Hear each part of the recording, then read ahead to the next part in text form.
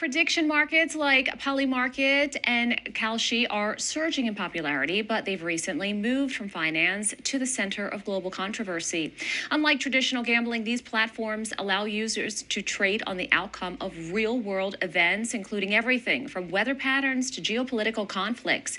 It's being done by using factual data to set the odds. The system is now facing a major test after a military strike in Iran saw over $500 million in trades. Concerns are even rising about insider information. Technically, the markets are overseen by the U.S. Commodity Futures Trading Commission, but there are areas that remain largely unregulated. Joining me now is Dennis Kelleher, co-founder, president, and CEO of Better Markets. Thanks so much for your time today. So first, can you begin with explaining what are prediction markets and why are they not regulated in the same way as the gambling industry? Well, prediction markets really are nothing more than gambling, but what we had a couple of financial guys decide that they were going to try and avoid state regulation of gambling.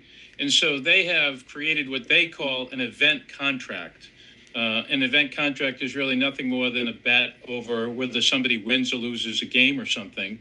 But they're calling them prediction markets so that they can claim to be regulated by the Commodity Futures Trading Commission, a very small financial regulatory organization in Washington, rather than by the states. As you know, and I'm sure your audience knows, states have regulated gambling in the United States for many decades and done it quite effectively.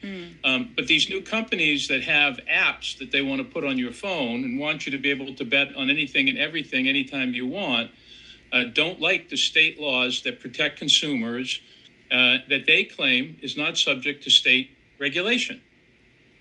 I cover the casino industry, including the Casino Gaming Commission in Atlantic City, Las Vegas, and of course, when it moved out to other states like Philadelphia, Delaware, now it's everywhere, plus it's online.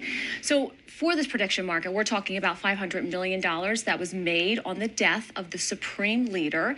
Does that mean that there is a potential for inside trading and little accountability? Well, the problem with unleashing unregulated gambling across the country on phone apps is all sorts of abuses are possible.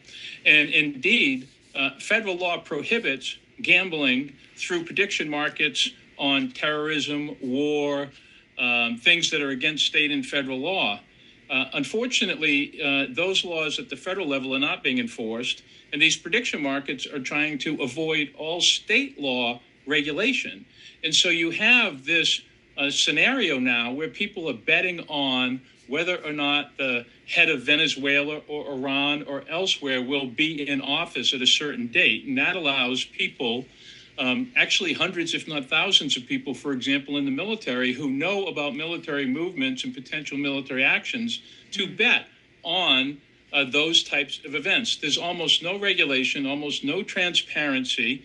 And more importantly, Veronica, by the way, no elected officials in the United States have had any input on this massive nationwide gambling binge because these companies are evading all of the laws by claiming they get to do it under this loophole they created. So not a single elected official, not a single representative of the American public have had any input on whether or not this type of activity should happen and how it should be regulated to avoid, for example, insider trading and other conflicts of interest.